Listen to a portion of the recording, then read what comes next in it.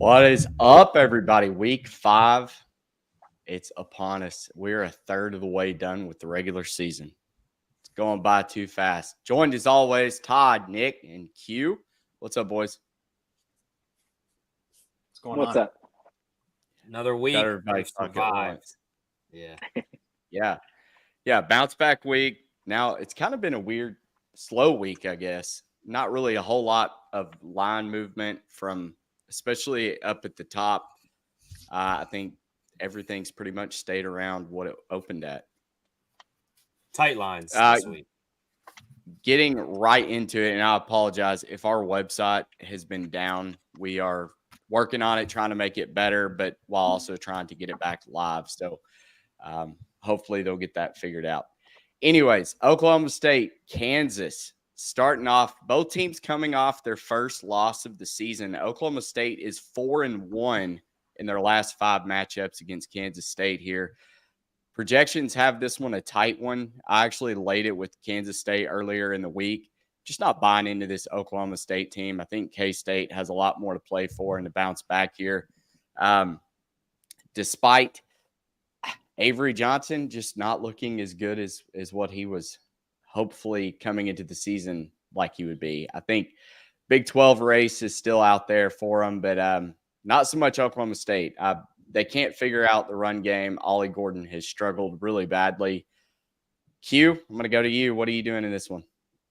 I actually have Kansas State in a moneyline parlay that you guys will see this week. But I agree. I think Ollie Gordon is the offense at Oklahoma State. He's struggling. And Kansas State notoriously has good defenses. So to have a struggling running back against a top-end, run-stopping D is just not good on top of Kansas State just getting obliterated in Provo, the last week. So I think the Cats bounce back in a good way at home. Nick? Yeah, I would lean Kansas State too. I don't know if I'll have a play on this game. The Kansas State, this line is probably a little bit under what it would have been, but everybody's looking at that score from that BYU game last weekend. But if you saw it, it was the turnover fest, punt return for a touchdown, fumble return for a touchdown. Made it look a lot worse than it actually was. Now that talks about the Kansas State defense. Now their offense, there's not much excuse for that. Like I'm not sure where Avery Johnson just didn't have it. And if once they get behind, he doesn't have the arm talent to kind of bring them back like that. This is a team that needs to stay close in games and be able to run the ball 40 to 50 times, which I think they'll be able to do against Oklahoma State, whose offense is also struggling. I mean, Bowman got benched in the third quarter last week against Utah. That doesn't say a whole lot about like what's their confidence in him right now, considering a guy who's been in NCAA for 7 years. You think you kind of know what to expect from him. So yeah, I'm not on anything right now. I kind of do lean. I would probably lean over this because both these rush defenses are awful, and that's what both teams are going to really try to focus on this week. But yeah, no play for me right now. But I think it's probably the best game at noon. So a lot of eyes will be on it. Toddy. Yeah, I agree. Gordon has not really done much, so they really got to get him moving. I think Nick made a good point. They did bench Bowman. Just turnover machine at times. Johnson's coming off a really ugly performance. Home field's going to be key in this. I'd like to jump on this too. I would say right now I'll do a lean towards Kansas State. Just some numbers. Home teams in the series, they're 5-1 straight up. 6-0 ATS, and Kansas State's a really good team coming off a loss to cover the spread. So keep that in mind. But my lean right now would be Kansas State. So I kind of blew past it in the intro, but Smitty saying home team there. We do have a special announcement to make. We're really excited to announce the partnership. And I've got a little commercial. Sorry, you have to listen to me for 30 seconds, but tune in to see the new announcement and our proud new sponsor. I want to tell you guys about our new sponsor, Home Field Apparel. Started in 2018, this vintage collegiate apparel company is home to some of the most creative and premium quality t-shirts and jackets money can buy. With licensing deals with nearly 200 collegiate teams, from the Blue Blood programs to the Purple Aces of Evansville, Home Field has you covered. Use code INSIDERS at checkout to receive 15% off your first order and upgrade your closet today. So there you go. If you have not checked out homefieldapparel.com, go do so right now. Use that code INSIDERS. I'm really excited about this. Like their stuff is awesome. I may just get. I got on there. many shirts, and I will say this too. Both my daughters are really big into wearing sweatshirts, and so I bought those like a year ago or 2 years ago for Christmas, and they absolutely love them. They live in them, so very great quality stuff. They do an unbelievable job. Yeah, they've got a Arkansas hoodie that's got like the script font from the old baseball team. Wish they'd go back to that personally, but yeah, I've got my eye on that. Probably going to order it. I'm a big long sleeve and shorts guy. I don't know why. That's what I guess wear. my arms stay cold. Yeah, I'll wear shorts, never get cold. But like we go into a restaurant or something in summer, they've got that AC blasting. I like a jacket. Ain't gonna lie, sissy. All right, the other noon game, we've got Maryland Terrapins taking on the Fighting Kurt Signettis here. Both teams. No, sorry. I was about to read the wrong line. Maryland's only loss was to Michigan State, 27-24. Other than that, two pretty comparable teams here. We make this line a lot shorter than what the actual spread is. I think now it's moved to 7. Indiana has covered in their last 3. Over has hit 4 out of the last 5 in this matchup. Are you betting against Indiana in this one, Q, or are you riding with the points with Maryland? I really want to take Indiana. I haven't bet yet, but it's tough. Like, we're at that stretch where Maryland's 3-1. Do they just kind of fall off the cliff like Mike Locksley that we know? And is Indiana truly legit? Like, they're 4-0. Can they get to that 5-0 mark? That's massive. This is kind of that the teams get their first 4 wins, and then maybe they have, 1 or 2 losses, and a couple weeks you're looking at a 4-2, 4-3 team. We're about to find out. I love Indiana in the teaser spot. I don't know if I'll pull the trigger on this. I think it's, like you said, 7 right now. If I was to play that line, I'd probably buy the extra juice and drop it down to 6.5. But I definitely lean Indiana. Nikki. Yeah, we're riding that wagon. I am staying on Indiana. They've made me money the last 2 weeks. JMU of the West. Fairly easily. So, yeah, it's one of my top 3 plays, as we'll see later in the show. Top 3 bets of the week is Indiana 6.5. I don't think these teams are comparable. Michigan State, I don't think is good at all. And that's Maryland's like one quality game, and they lost it. Old Mini Tua's not there anymore. I just don't trust this Maryland team at all. Indiana, you mentioned Kurt Signettis. He just wins, as his famous press conference says. So I have no reason, until Indiana gives me a reason to fade them, I will absolutely stay on this wagon, keep letting them make me money. Toddy, close. Well, I hope this team, I hope it's not Indiana, what Q said, that wins 4 and then drops 3. I don't need that because I have their win total. So get another win here, and that'd be 5. And then I just need 1 more. When I dove into this is some of the scores in some of their games. Like if you look at Indiana, their last 3, they scored 77, 42, 52. Maryland's been scoring 27, 27, 38. There's no play yet for me. I really hope Indiana wins, but maybe keep an eye on that over. Yep. Like I said, the over in this series has cashed 4 out of the last 5. Moving over, Nikki's team, Notre Dame, hosting Louisville, who is on their first road trip of the season. So don't let that 3-0 record fool you, because I think Notre Dame is much more battle-tested in this one. You look at the strength of schedule, 124 for Louisville. I don't really know anybody notable that they've beaten, and albeit they are 3-0 ATS, I give the lean here to Notre Dame. I just don't know which Notre Dame team we get, and that concerns me. So, Q, what are you doing here? Spot on. Do we get the team that dropped to NIL or NIU, or do we keep the team that's been motivated and just blowing through teams? Like, it's hard to tell. Notre Dame teams, and I say this is a big game because it's just a top 20 matchup, but I've watched games where Louisville's made it a 9-6 game a couple years ago. Like, is that the same kind that we're in for? The 6 seems a little high. Like, I kind of agree. I think it's going to be kind of a field goal game, because I don't know if Notre Dame can keep that tenacity for 3 straight weeks. I hate to bash your team, Nick, but It's just a team that has faltered in big games. And again, maybe in reality, this isn't a huge game, but on paper it is, and maybe it trips them up. But I think it's going to be closer than maybe people think. I know you didn't mean to say it, but you said NIL, which brings me to kind of. Yeah. I think everybody is losing to the NIL right now. Don't want to play them, especially UNLV. Yeah. All right, Nick, let us have it. Yeah, I mean, this is there's a couple different ways. Like Q said, which Notre Dame team shows up? This is probably the only team in the country where we've seen their A game, like they just absolutely dominated Texas A&M, and then we've seen their F game. So we've seen as good as they can possibly play. We've seen as bad as they can possibly play. Now, do they fall somewhere in the middle? Are they more of like what we saw from that A game in Texas A&M, as what they've shown the last couple weeks? So it's just hard to predict until we kind of get further along in the season. This game should tell us a lot, though, because schedule-wise, this is one of their tougher games they have left, which means they should be putting everything into this week. This is also a revenge game from last year where Louisville beat them on their home turf. Now they have to head up to South Bend. I just think everything towards me, and it's partially the fan in me, but everything leans Notre Dame here. Marcus Freeman can't have another letdown. He's already boosters are already not happy. Like, he's not close to getting fired. I'm not going to say that, but he can't keep having just letdown games and games they're supposed to win.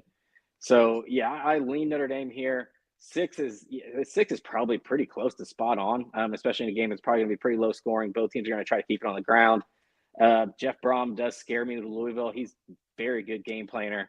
But coming off a closer game than I think they expected to have with Georgia Tech last week, I do think Notre Dame here is where I'd lean, but I'm not touching it. I hate betting on my own team. So yeah, I'm staying away, and I'll just try to watch it and hope for the win. Smitty.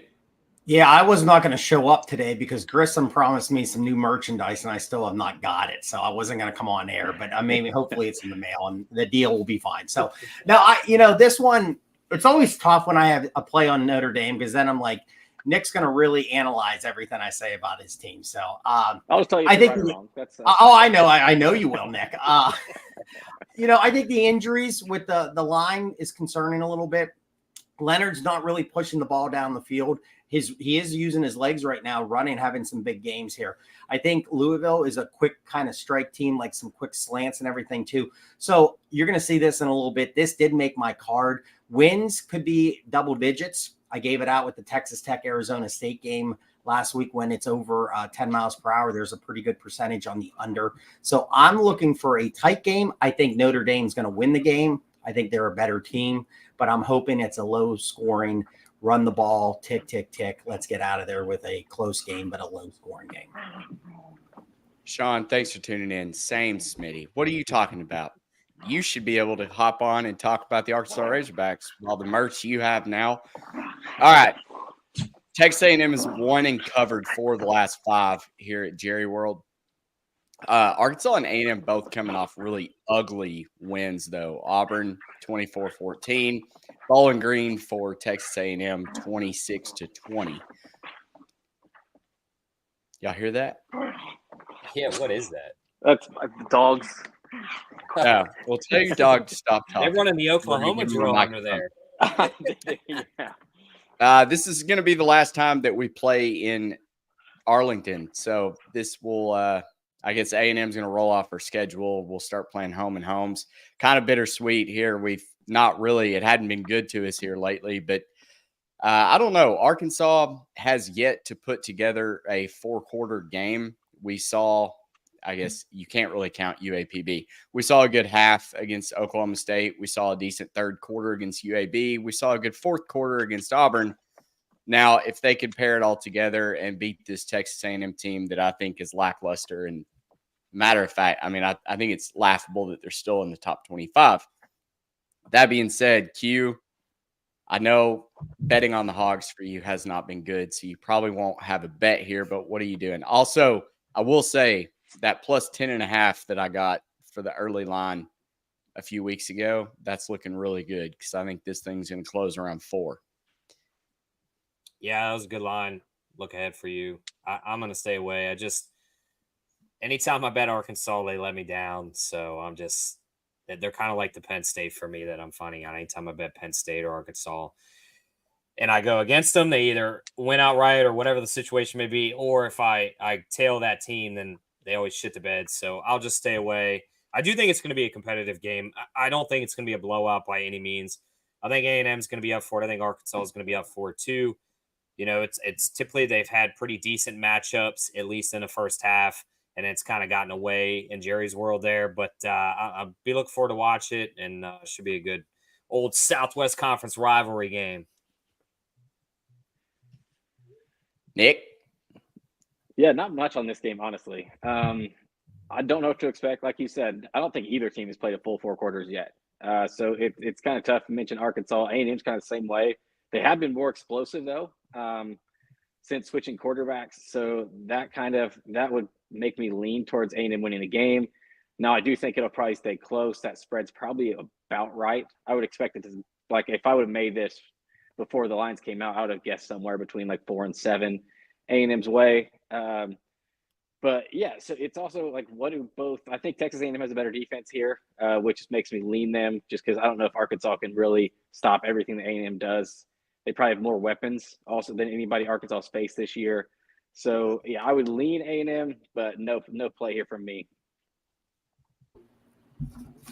Yeah, no play for me. I did look at this and I was trying to really dive into it. Arkansas was good for me last week. That was my best bet. So I'm leaning them a little bit. I think it's going to be tight. I think it's going to be, I could see it being up and down a little bit too, maybe some points on this, on the board here, but this would be a really close game. I think it's going to be a competitive game. So it's a stay away from me.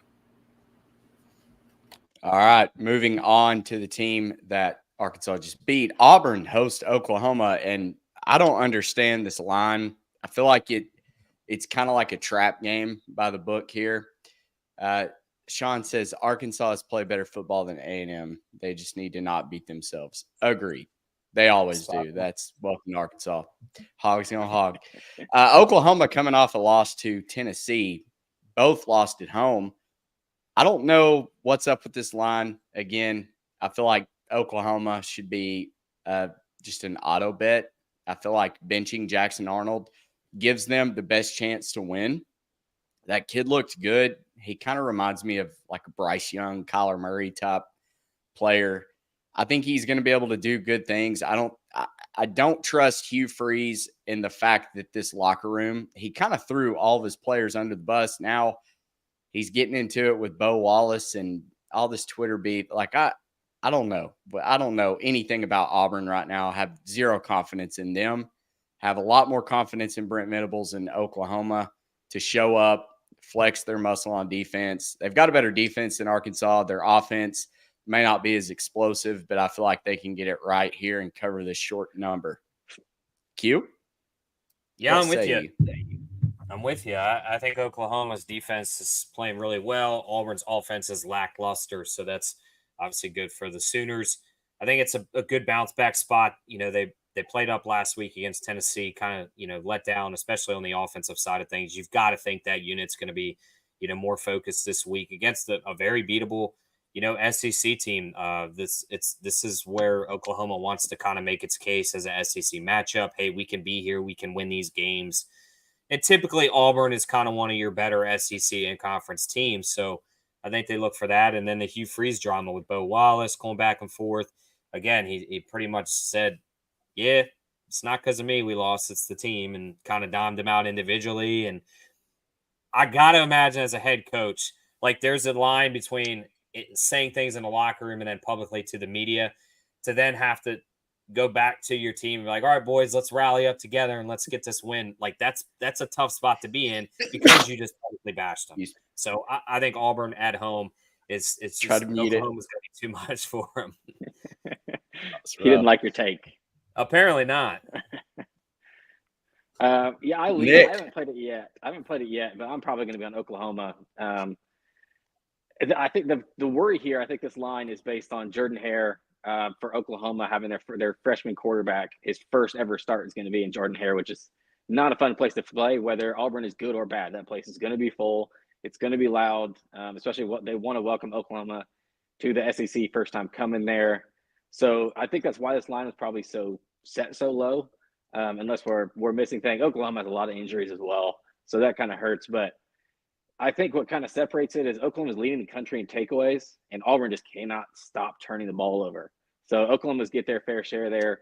I'm not sure what they're going to do at quarterback. I mean, Auburn went with Hank Brown because Peyton Thorne was turning the ball over too much. Then Hank Brown throws 3 interceptions, and he immediately gets pulled to put Peyton Thorne back in the game.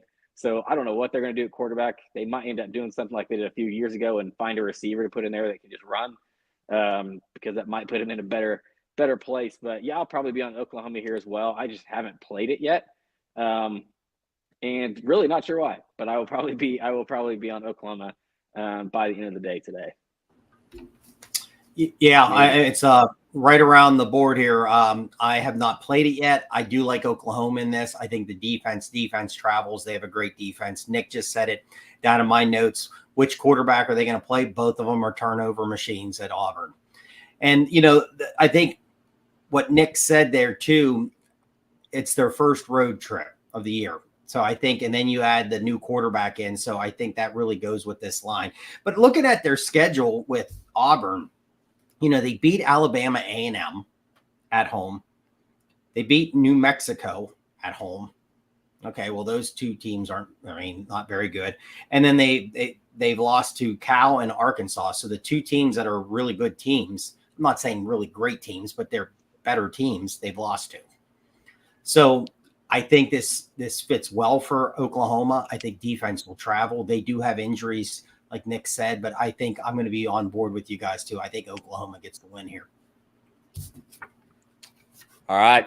Over to Penn State. We've got a Big Ten matchup. 2 ranked teams. Brett Bielema has Illinois 4-0. That may be the fugaziest 4-0. We'll see against Penn State. The numbers are short on the site. Penn State's laying 18 right now.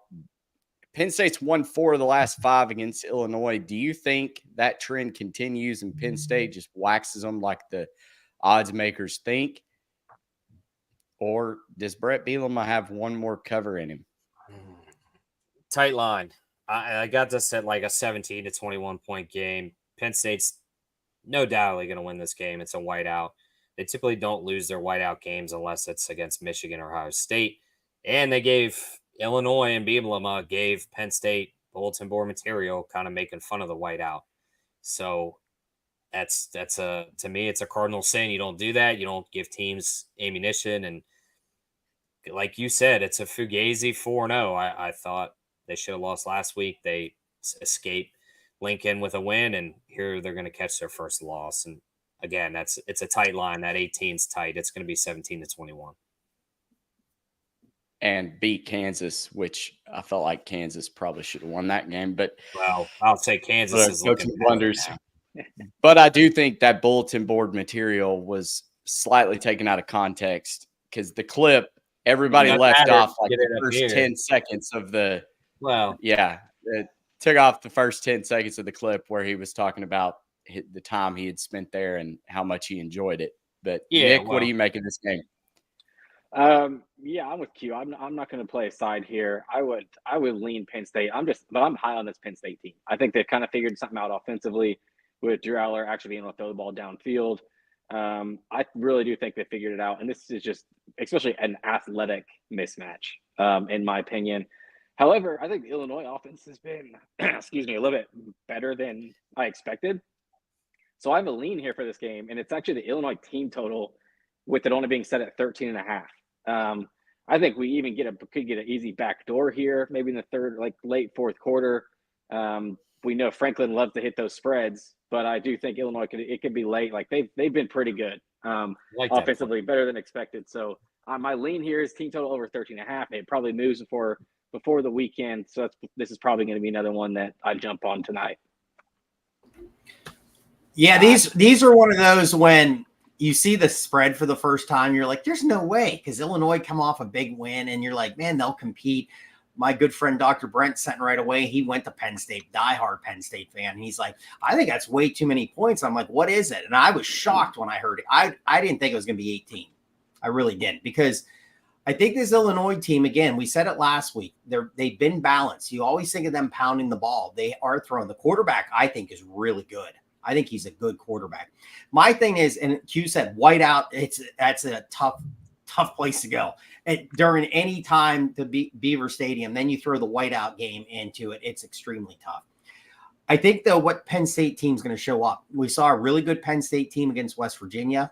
Aller was throwing the ball down the field. Bowling Green, though, a little struggle. So what team is going to be there? I think they'll be motivated. It is the whiteout game. But, man, that's a lot of points. I think Q kind of said it. I think it's when you say it's probably going to go fly way over. Penn State's going to win probably by 30. But I really like what Nick just said. And I made a little note. Keep an eye on that team points because I really like that explanation. Good play. All right. The primetime matchup, we've got Georgia at Alabama. Bama has won 4 of the last 5 against Georgia. They're at home. I know Nick Saban's gone. I'm still saying Roll Tide here. I think they are just more prolific on offense. I just don't trust Georgia's defense to be the defense of old. And if they get down, I don't think Carson Beck has a comeback in him. Quentin? I like the under. I like the under. I know our site doesn't like the under, but again, I think this is probably 2 of the worst offenses we've seen out of both teams in quite some time. I think Georgia's going to be able to contain Milroe a little bit. The game's going to start a little slow. I lean a first quarter under, and I think that the game under, I've already bet it. I think I got it at 48.5. I like it. I mean, if it goes over, it is what it is. But I think this is a 24 type 20 game, somewhere around that mark. Nick? Yeah, I played it a little bit different way than Q, but we're on the same page. I took the first half under 24.5. Both these teams they at least so far this year have started slowly. Even Bama against the very underwhelming Wisconsin team still started slowly and then kind of just took the game over. And Georgia, we've seen kind of how that go. Even against Clemson, they started slow. Kentucky was really slow. They just haven't. They like you said, they don't have the same offense that they've had in the past. What worries me is Alabama has had a couple games where their secondary keeps blowing coverages. But luckily, it's been against bad quarterbacks who haven't been able to make them pay for it. Beck, with all of his shortcomings, can still hit those. He can still hit those receivers in the open field. So that's what kind of keeps me away from his side here. Is I can if you tell me Georgia wins by 20, that doesn't surprise me. Or if you tell me Alabama wins by 10, that wouldn't surprise me either. So I just don't know how this is going to go from a side. So I'll just enjoy watching the game. But like I said, I played first half under 24.5. Also, if you live in a state that allows it, Tennessee does not. Jalen Milroe over rush attempts. I don't care what the number is, play it. They will run Milroe into the ground this game, and they will have no shame in doing so. So that would be my probably play of the game if I could play it. He'll probably have 20 rushes. Yeah.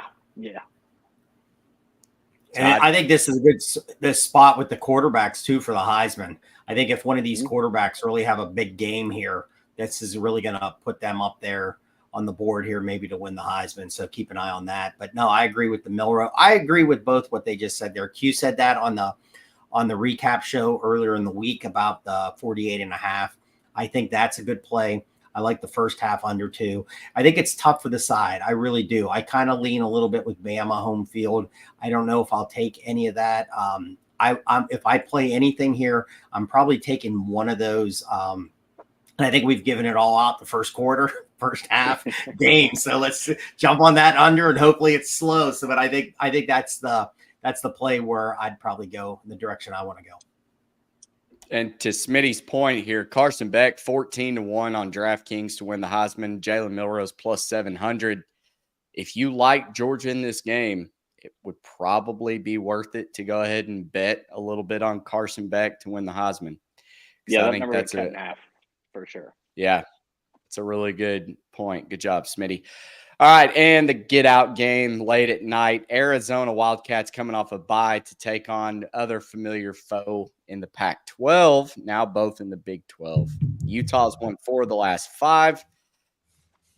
Does Arizona bounce back after what they lose to Kansas State? Mm-hmm. Yeah, they had a bye week last week. Yeah, Utah just the second half of that game, I know they were out. They dominated Oklahoma State. The score wasn't indicative of the game, but Does that carry over? Do you have a little hangover there back at home? It's Cam Rising. I'm really sick of hearing about it. Is he going to play or not? I don't know. I don't trust this Utah team, but on the flip side, staring at Arizona 0-3 ATS, the power ratings are close. I mean, 8 points on our IPR, and then you add in home field for Utah. That's right there at the spread of 11. I don't want to touch it unless I'm just up a lot and really want to watch this game, have some money on it. But Q, what are you doing here? Man, I lean that Arizona finally gets at least a spread cover. You got to think that practice, they had a couple of days off and then really hit it hard. That was just a terrible showing that Friday night, just fully embarrassed on national television. Fafita's got to play better. They know that. Defense has got to step up. Utah can't move the ball without Cam Rising, so if he's not playing, Arizona could win outright. I have this game as like a 7 to 10 point game. Utah, like you said, though, it's hard to see what Utah you get because you never know who's playing and who's not. It's a tough place to play, but again, Arizona, is familiar with this Utah team. It's not like it's a new Big 12 matchup for them. They've got to come out laser focused. I think they can keep it within 11 here. Nick? Yeah, staying far away from everything about this game. Like you said, don't know what to expect from Arizona. I'm done trying to figure out what Utah is going to do. They won me money last week, and I don't care. Like, they still made me mad doing so. I don't even know if Cam Rising is alive. Some people said they saw him pregame. I don't believe it. So I don't know. I'm staying away from Utah game. No Fafita and Tedero McMillan. Fantastic QB wide receiver duo, but that's kind of all they've shown. And Utah's secondary is one of the best in the country. This place is a very, very underrated place to play as well. This place is always loud. Teams hate traveling there, whether it was like non-conference games, ask the Pac-12, or Utah just dominated games at home. So I would lean Utah winning this game. But yeah, just staying away from the spread, especially if Isaiah Wilson plays again. How many points can they put up to be able to cover it? But yeah, I do think Utah comes out on top here, but just a number I'm staying away from. Yeah, very tough place to play. Great environment. They're going to go to the run again. Bernard's been really good. Last couple games, 118, 123, 182 on the ground. So they're going to really pound the ball. But the big question again is who's quarterback in here? I mean, you just don't know. Is it going to be him? Nick said about the combo, the quarterback to the wide receiver. It's one of the best in the nation, but their secondary is so good. Yeah, this is one. It's a late one. You get bored. You want to throw something on it. So we'll probably throw something on it. But right now, it's a stay away for me. It's just too many question marks. And coming off a bye, too. I mean, you got to always watch those teams coming off a bye. They're going to be ready. But it's like Nick said, a very tough place to play. So right now, it's no play for me. All right. Let's get into our best bets. These games are a burial, a blowout, a human lock. You can bet your unborn children on these 6 games. Absolutely. Had to throw a little two for the money in. One of the best movies ever. All right. I have my best bet, Oklahoma -2. Throw out the trap game. I think Oklahoma is just the better team. Arkansas +4.5. That's the current line. And then I'm on Roll Tide +2. Very, very red theme here going. Hopefully it's played red last week too. I think all three were red. I may have. I think so. All right, Q. Can't hang with the Gators. They're on a bye week. We can't lose. So it would. They'll figure out a way. Yeah, we've already lost. We still have Billy Napier through the bye week apparently. Nebraska, I think they bounced back in a big way against Purdue. Purdue's bad. It doesn't matter if they're home or away. Nebraska losing in Lincoln last week was tough. I don't think anybody saw that. But then to then be able to take your frustrations out on Purdue, I think it could be like a Notre Dame situation again there. Oklahoma, trap game, like Matt said, I don't think so. I like that as soon as I saw it. And then Buffalo's playing really good football. This might be the nail in the coffin for Jim Mora at UConn. This Buffalo team's good. They You read the VSiN guide. They were supposed to be, I think, over under 3.5 or 4.5 wins. They're already kind of looking to eclipse that. They've played really good football, and I think +7 is just too high. I think they could win the game outright, personally. Nick. Yeah, best bet. Oregon team total over 40.5. We mentioned, I mean, they're off a bye, but this is a team. We think this team's righted the ship. How they looked against Oregon State a couple weeks ago. I expect this offense to kind of just keep exploding from here on out. And this is also a huge fade against UCLA, who their defense is just not any good. So we mentioned how if you want a late game to bet on, this one I believe starts at like 11 Eastern time. So this is a very, very late game. If you're looking to stay up till 2 a.m., want some money on something, this Oregon team total is where mine's going to be. Mentioned Indiana already. Sticking with the wagon. Curtis Rourke, keep coming. And then Ole Miss -9.5 in the first half, playing Kentucky. They're at home.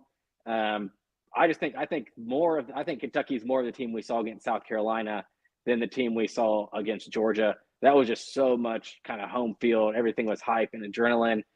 I just think this Ole Miss team is just a completely different level. And if you've seen the way they've been starting games, they've been putting up 14, 20 points in basically the first quarter of every game.